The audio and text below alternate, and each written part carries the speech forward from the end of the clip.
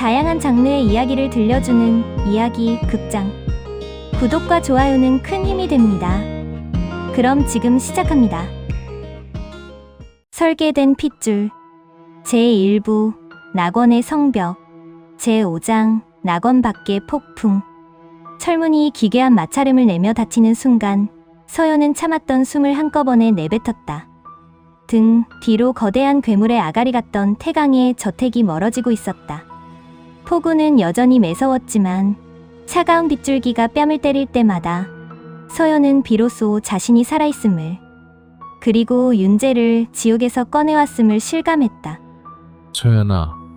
윤재의 목소리는 빗소리에 묻혀 가늘게 떨렸다. 그는 지수가 대기시켜 놓은 낡은 SUV 조수석에 앉아 멍하니 자신의 손을 내려다보고 있었다.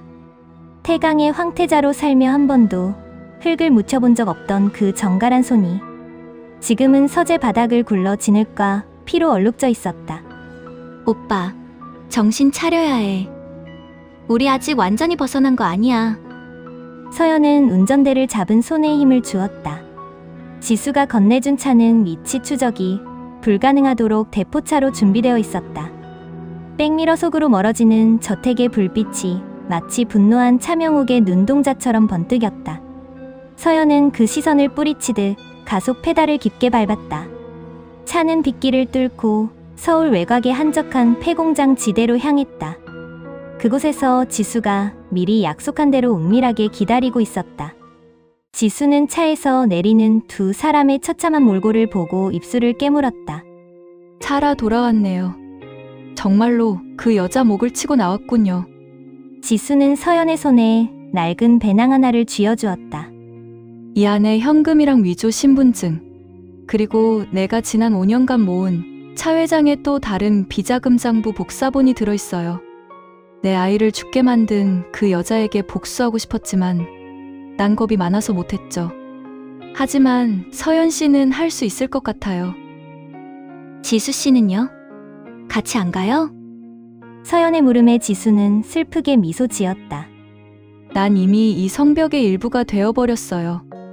내가 사라지면 차 회장이 눈치를 채고 추격을 시작할 거예요. 내가 남아서 시간을 벌게요. 당신들이 이기는 걸 보는 게 내 유일한 구원이니까.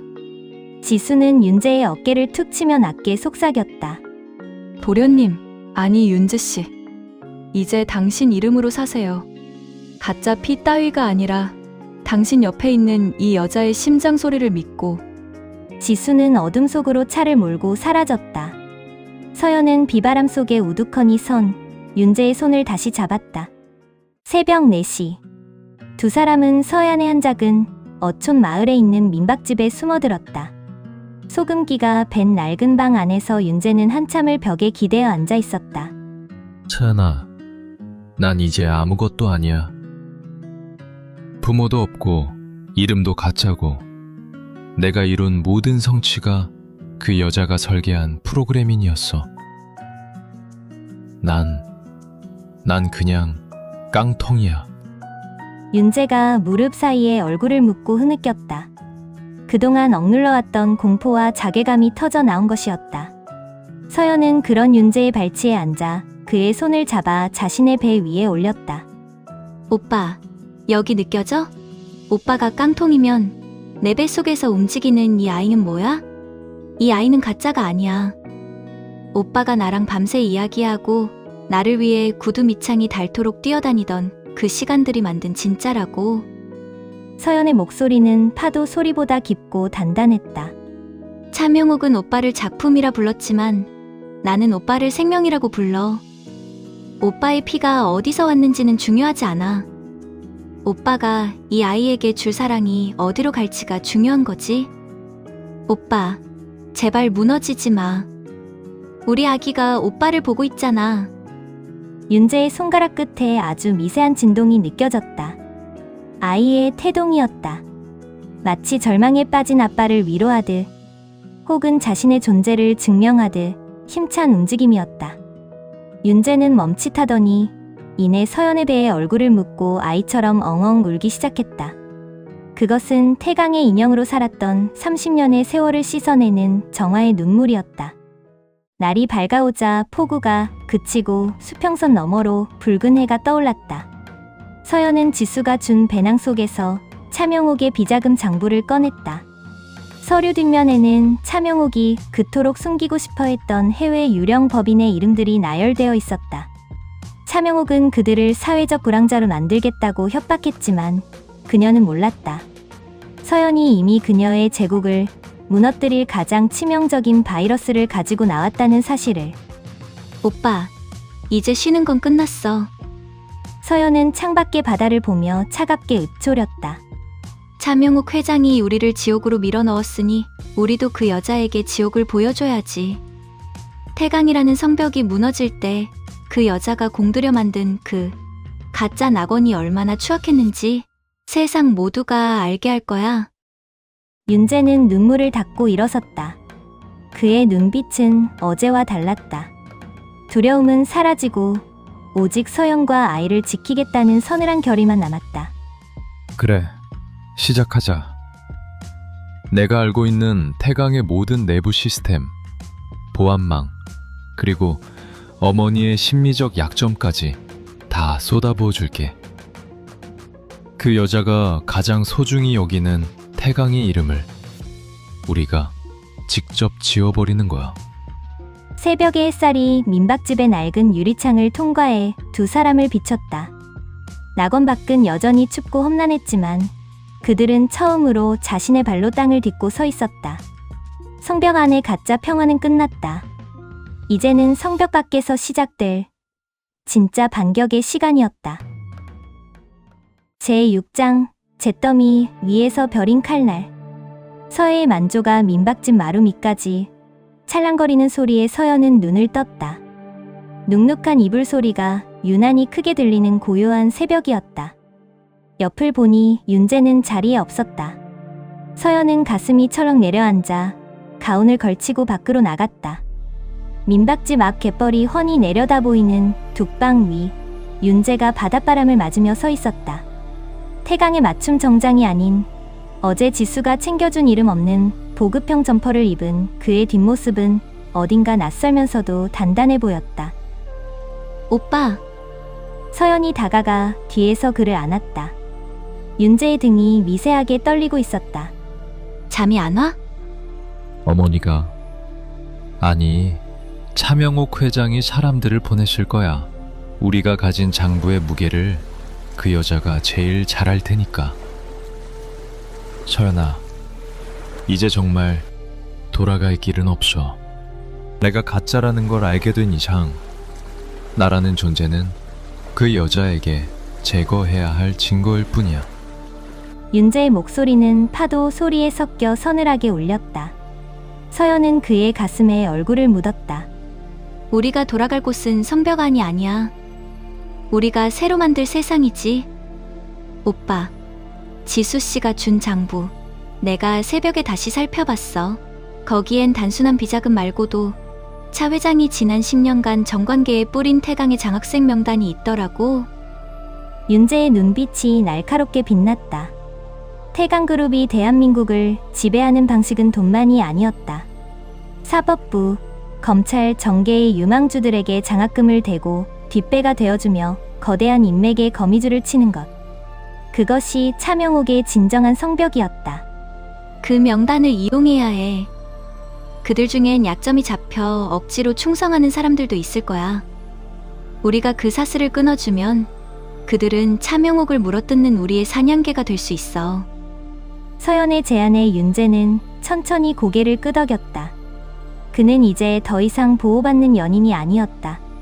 그는 누구보다 태강의 구조를 잘 아는 전직 전략기획본부 부장이었다. 하지만 차명옥의 반격은 예상보다 빨랐고 더 비열했다. 은신처에서 팩소주와 컵라면으로 끼니를 때우며 노트북 앞에 앉아있던 서연의 휴대폰이 진동했다. 발신번호 제한 표시. 가슴이 불길하게 뛰었다. 여보세요. 서연이 전화를 받자마자 들려온 것은 익숙한 흐느낌이었다. 서연아, 너 지금 어디 있니? 엄마 무섭다. 갑자기 검은 옷 입은 사람들이 식당에 들이닥쳐서. 엄마? 엄마! 전화기 너머로 서늘한 여자의 목소리가 서연의 심장을 얼려버렸다. 차명옥 회장의 비서실장, 김 실장이었다. 강서연 씨, 회장님께서 전화라고 하셨습니다.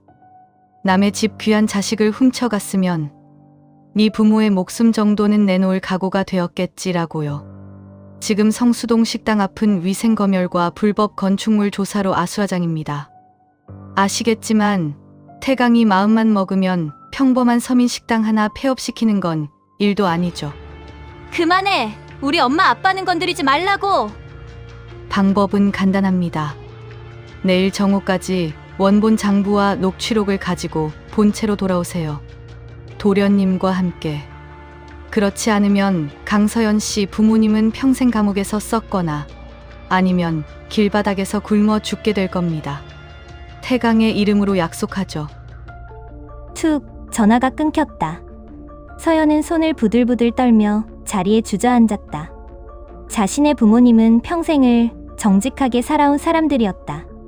그들에게 태강이라는 거함은 신과 같은 존재였고, 지금 그 신이 자신의 딸 때문에 부모를 징벌하려 하고 있었다. 윤재가 서연의 어깨를 붙잡았다. 서연은 눈물 범벅이 된 얼굴로 그를 보았다. 오빠, 어떡해.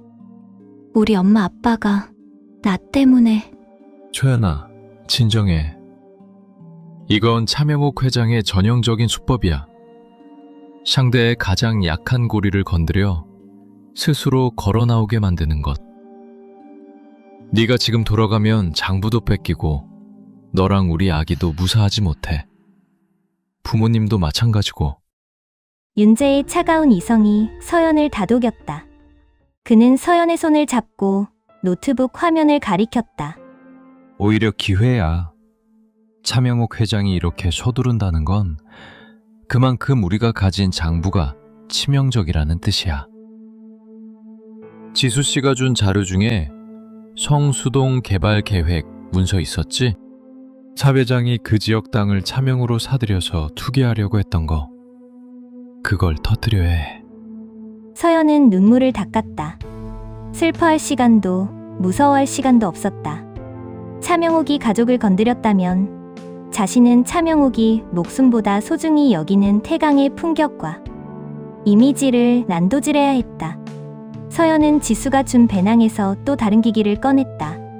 성수동 식당에 미리 설치해 두었던 홈 CCTV 영상이었다. 영상 속에는 무례하게 식탁을 뒤엎고 서연의 부모를 협박하는 건달들의 모습이 고스란히 찍혀 있었다. 그리고 그 배우에 서 있는 태강의 로고가 박힌 차량까지.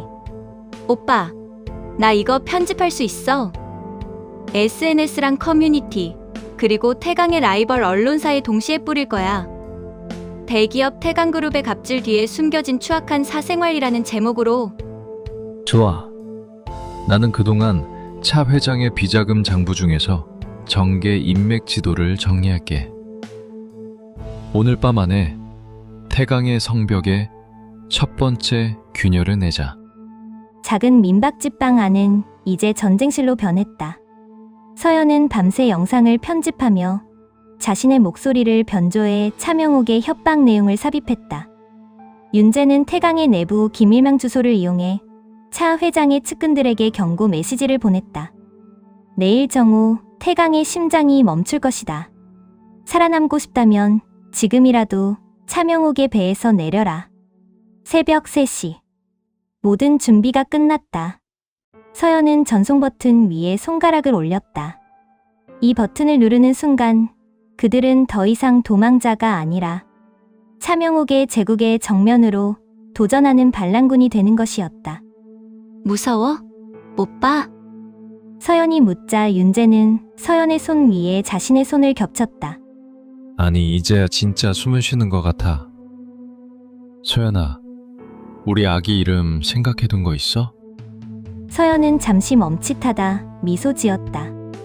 윤슬 어때? 지금 창밖 바다에 비치는 저 햇빛 좀 봐. 반짝반짝 빛나잖아.